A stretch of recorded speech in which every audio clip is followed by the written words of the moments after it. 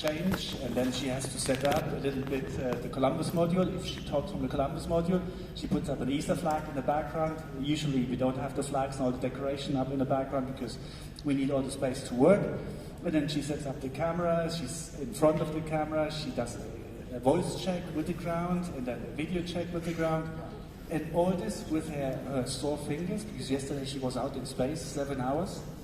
And I'm convinced that today she will have difficulties moving all the small dials and setting all the stuff. So it's been a really, really tough but exciting day for her yesterday. Well, it's a typical Zoom call, basically. So we'll do that bit where we go, you're on mute. We'll probably have to do that at some point. So that's the drill. It is quite a special thing, this. Now, we've got 4 of you, I know, who have got questions. I just want to identify where you are. Do we have Thomas Denny here? Where's Thomas? Oh, hello, if you wave like that, then I can see. Thomas has got a question. Thomas at the front, that's great. We'll get a microphone to you in a moment. We've got Leonardo Rogers. Where's Leonardo Rogers? Big wave so I can see. There's Leonardo there, just so we can identify where you are. Charlotte Austin Aldatz. Where's Charlotte? Is there. Terrific. And Tilly May Templeton. Where's Tilly? Right. Now then, you are going to ask the first 4 questions. Now, you've got an instruction for me. Yes, exactly. So on the space station, we don't have nice speakers like we have here in the room. It's just an odd radio system in the corner, and so it's quite challenging for Samantha to hear and understand you. So, my question to you 4 is, please speak very clearly, and so that she has a chance to understand you. And if she asks you, please repeat. That's normal. It's nothing wrong on your side. It's sometimes the radio communication has some issues and the crackling in the transmission. Then you just repeat your question. Brilliant. I've got to ask you actually. On your mission, you were with Samantha on board, didn't you? Yes, for a couple of days. We had a handover. Yeah, little handover. That was it, though. Yes, it's I was in crew 3 and she's in crew 4. Yeah. So they arrived and we had 5 days of handover. And she's been up in space before, but 2 of the crew members were new in space. So we explained them how everything works. And there's always kind of a delta between how you train and what you train and how it is really in space. Well, that's just got a couple of minutes. That's my question. When you first arrived and you were the kind of newbie, all that training you've done, and suddenly you're thrown in the deep end. And you mentioned in your film, I just saw, it takes a little while to get up to speed. Those first sort of few hours, are you disorientated? You talked about losing things. How difficult is it? Yes, so it's not only the first few hours. It's I would say the first few days, and in some instances, it's also the first 2 weeks. You need to get used to 3 dimensions. Yes. Everything floats away. So here I can put something on the ground and 5 minutes later I come back and it's still here on the ground, but in space you can just leave the stuff somewhere, it just floats away, you turn around and it's gone. And so you get used to working in space, using Velcro, and so it's you have to get used to this. Are you surprised at how easily the human body is adapting to new scenarios? Because it's such an alien scenario. At no point in our evolutionary history have we sort of evolved to kind of work in a weightless condition. And yet, you guys, after a few weeks, things seem to sort of fall into place. You're not vomiting everywhere. No. Losing your the vomiting part is actually not the biggest problem. I think we are getting now close to space. So. Okay, so what are we seeing here? So we have the Mission Control Center in Houston, and so we see 2 persons here in that row. It's the flight director, and we have Capcoms sitting next to them, and we're now waiting to get a call from them, and then we can call station from here.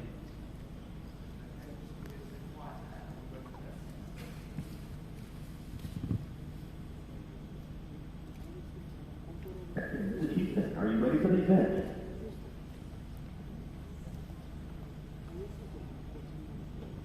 Station, ready for the event.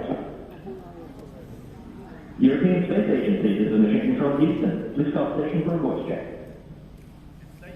This is ESA astronaut Matthias Maurer, your former crewmate. Samantha, how do you read me? Hey Matthias, I have you loud and clear. Welcome back aboard the ISS. Excellent. It's great to see you smiling, Samantha. I'm here at Farnborough Air Show, and we have a huge audience. Everyone here is keen to hear about your adventures, especially about your great day yesterday. Just tell us what you did yesterday, and how do you feel right now?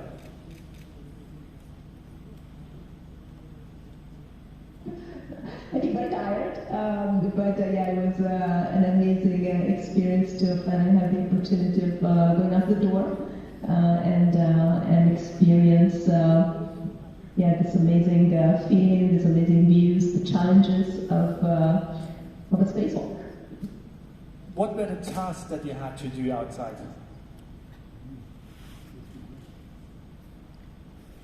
So first we deployed 10 nanosatellites, and then we moved to this fairly new module of the Russian segment. It was launched last year, and it was launched together with the ERA, the European Robotic Arm, and so we did some work related to that. Excellent. Samantha, I'm here with a great audience, and I also have here Dallas Campbell, who's moderating, and I hand over to him. He has more questions, and we're all curious to hear your answers. Hi Samantha, it's Dallas Campbell here. It's lovely to see you. Congratulations for your EVA yesterday. I've got some questions from our audience, and we've asked them to speak nice and slowly and nice and clearly, so hopefully you'll be able to hear them. I'm going to hand over to our first question, which is Thomas Denny. So Thomas, nice and clear, please. Is time different in space?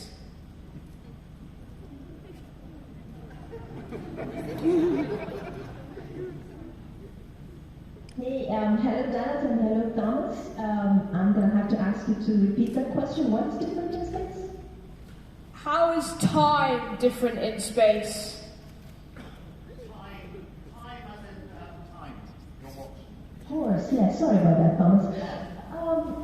Yeah, let's see. Well, we are not quite as synchronized in our 24-hour day with the rhythm of sunrises and sunsets as we are more or less on Earth. So we fly around the Earth once every 90 minutes. So every day we fly around the Earth about 15, 16 times, and every time the sun rises and then the sun sets. And so there is no rhythm like that. But we still work on a 24-hour day. That's the kind of default rhythm of our circadian system, and it's also, of course, the work day for all the people on the ground around the world who support us all the time, and we work very closely with them. So we use a watch, and we know what time it is, and we live our days and nights more or less on a 24-hour rhythm like on Earth. Thank you very much, Thomas. Our next question for Samantha is from Leonardo Rogers. Where is Leonardo? Right, so nice and clear, please. What is your favourite... Hang on, we're just going to get a microphone to you. Hold on 1 second. What is your favourite thing to do in space? You need to repeat the question. What is your favourite thing in space?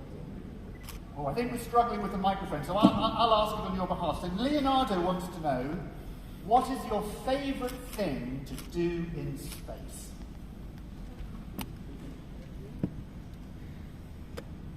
Wow, I think that there's at least 2 things, Leonardo, and that's a lovely name, by the way.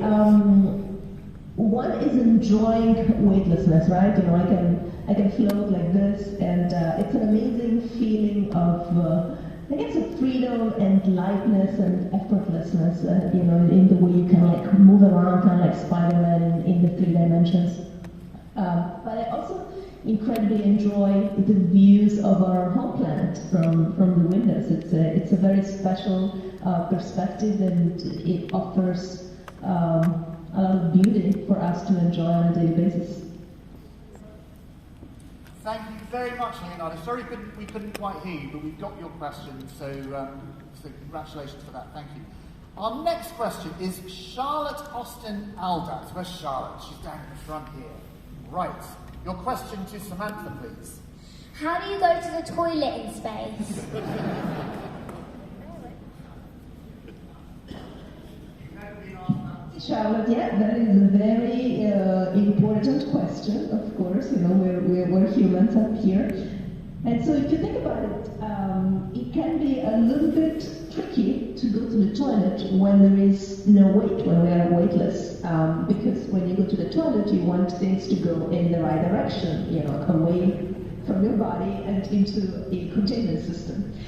And so that is what our toilet up here provides. And in order to draw things in the right direction, we have a fan that we turn on so that there is some airflow. And that, you know, in weightlessness, that is enough to draw things, you know, in the right direction and away from your body. And for the liquid waste, we have a funnel that the urine goes through, and then we actually recycle it. So it's amazing. So we, as we like to say, we turn yesterday's coffee into tomorrow's coffee. And then for the solid waste, that we gather in a container, and when it's full, we, you know, one of us is lucky enough to get to change it out. Great answer. Charlotte, does that answer your question? Would you like to be an astronaut and go to the moon in space? No. Good answer. We've got a question from, okay, Tilly May Templeton. Where's Tilly? Nice big wave so we didn't identify where we are. Okay, getting the microphone to Tilly. Have you ever done a spacewalk? Ooh. Wow, Tilly, that is a very timely question, because just yesterday I had the opportunity of doing my very first spacewalk, and yeah, it was a very intense and amazing experience. Right, okay, well those are set questions. I don't know how long we've got you, Samantha, for. We've got you for a few more minutes, another 10 minutes. What I'd like to do is I'd like to open it up to the audience. If you've got a question, put your hand up and give us a nice wave so we can identify you. Wait for the microphone to get to you, and then we'll ask. We can ask the question. We've got somebody over there with their hand nice up, nice and yes. Okay. So if you can give us your question nice and clearly, please. Can you spin in space?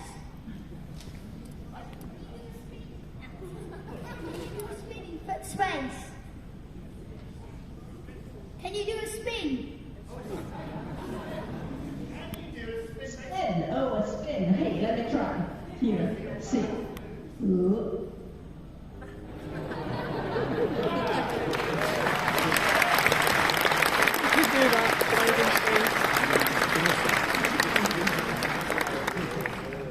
Fantastic. Good question. There we go. Who else has got a bonkers question to ask for? Right, we've got a young gentleman there. Oh, sorry, up there. Sorry, Lammy, yeah. How do you wash your hair?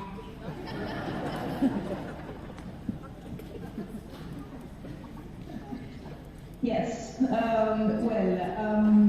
don't have showers up here, we do not have flowing water. And so we have a shampoo, it's called a no-rinse shampoo, that you can like squirt a little bit of it in your hair, and then you go with a towel and you try to get the dirt off your hair that way. Of course, you know, I've been up here now for about 3 months, and certainly my hair doesn't feel as clean as it did when I first arrived. Thank you very much. Right, so middle left aisle, someone, have you got the microphone to them? Yes. There. Okay, great. How do you know if where's the ground?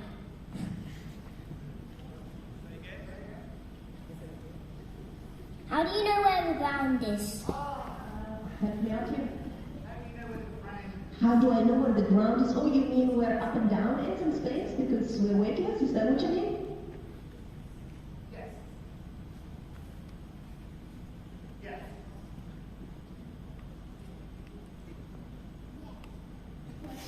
And it's a great question, because there is really no reason why, you know, what we call the deck necessarily should be the deck, and what we call the overhead necessarily should be the ceiling.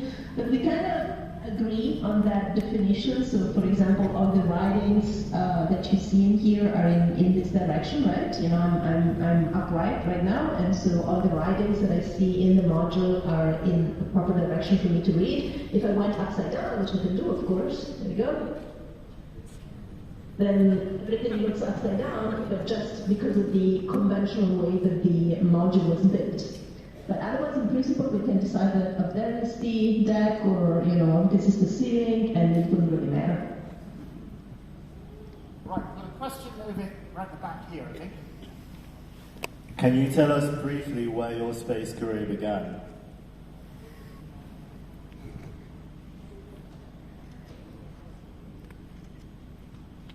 Sorry, could you repeat that one? Could you tell us briefly where your space career began? Oh, where my space career began? Yes, absolutely. So I studied aerospace engineering in college, so kind of maybe that lay a little bit the groundwork, and also it's a reflection of the fact that as a child and as a teenager and a young woman, I was really very, very interested in space, and I had this dream of maybe one day becoming an astronaut and flying to space.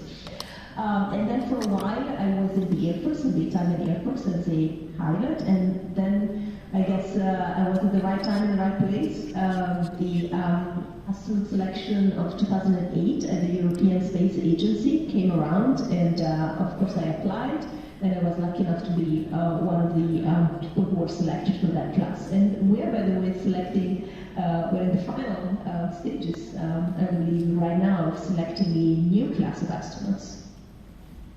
Thank you very much. Right, we're going to go to the other side of the room, over there. I haven't got my glasses on, so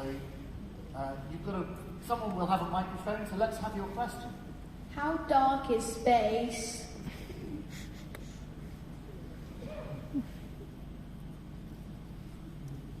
How dark is space? Well, it depends if you're illuminated by the sun at a given moment, or if you're in what we call eclipse, so you are hidden kind of like behind the Earth, or the sun is hidden behind the Earth from your perspective. So in that case, it becomes really, really dark.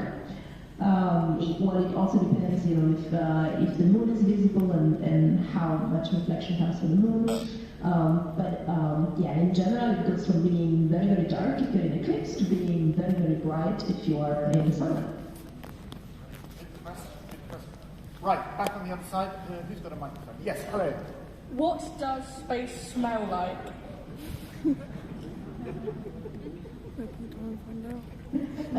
That's another very interesting question. We do have something that we call the smell of space.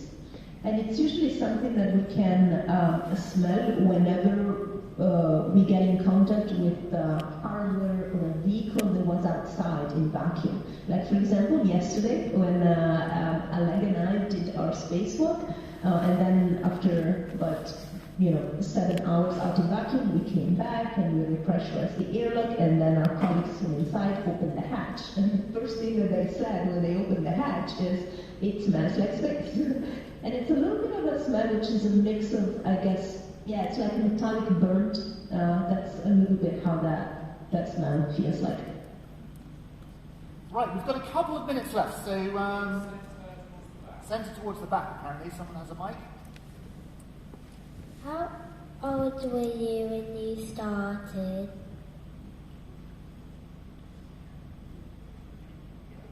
How old were you when you started? Do you mean how old was Samantha when she became an astronaut? When she started the journey of becoming an astronaut. Yeah, so if that was the question, I was 32. Usually astronauts are probably somewhere between their late 20s and their early 40s when they are selected. It's not a job that you normally do right out of college. It's more something that you do after you've already started your career, usually in a STEM field or in aviation or in medicine, for example. You've got plenty of time, basically, if you want to be an astronaut, I think. Right at the back. Hi. How many stars have you seen? Many stars I've seen? Oh gosh, the stars are pretty difficult to count. I suppose I've seen quite many. It's interesting up here because, first of all, you don't have to worry about the weather. it's strange. On the ground, if you want to watch the night sky, you kind of have to worry about the weather. Is it going to be a clear sky, or is it going to be cloudy? And up here in space, it's kind of like the opposite. If I want to see something on the ground, let's say I want to take a picture of my hometown of the UK, I kind of have to worry about the weather there, because if it's cloudy, I cannot see it. The stars, no matter what the weather is like on Earth, they're always there for us to see. Every time we go into the shade, in eclipse, the stars come up. Samantha, this is Dallas. I'm just wondering if you saw the James Webb Telescope images from NASA, if you've had a chance to look at them. Well, definitely, yeah. We were actually watching the event live when the first image was unveiled. So our teams on the ground were kind enough to stream it up for us, and so we were watching live. Right at the back, I think we have a question. What inspired you to become an astronaut?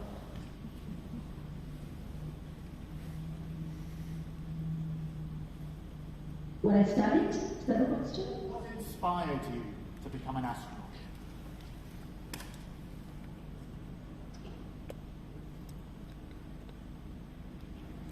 I'm sorry, but I still did not understand what inspired me. Got it. Yeah, it's something I've dreamt about since I was a child, probably you guys' age, if I can guess right from your voices. And I think it was an accumulation of different impressions that kind of sparked that passion in my child's heart. From watching the night sky, we were just talking about it. I grew up in a small village in the Italian Alps, and there was very little light pollution, and so the stars were a powerful presence at night.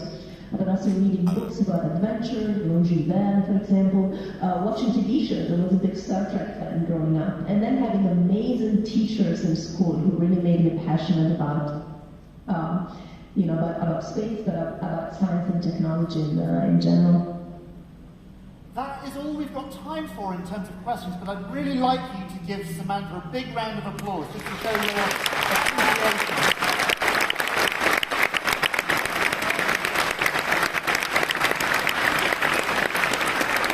It's so great to talk to you, and thanks so much to everyone asking the questions, and also to everyone who maybe had a question but didn't get to ask it. Maybe we'll have another opportunity to meet in the future. Thanks so much, Dallas, and thanks so much, Matthias, as well. So nice to hear your voice. Thank you, Samantha, and please give a big hug to all my space brothers and sisters in space. I'm missing them all. Take care. Yeah. Thanks so much. Bye-bye. Enjoy the show.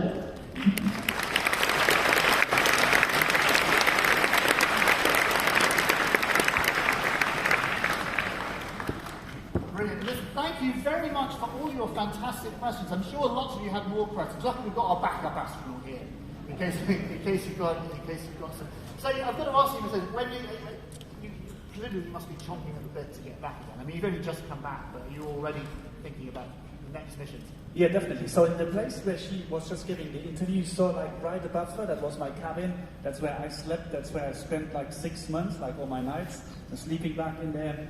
And so it's like seeing just her up there in my living room, and it made me feel like I want to go back tomorrow.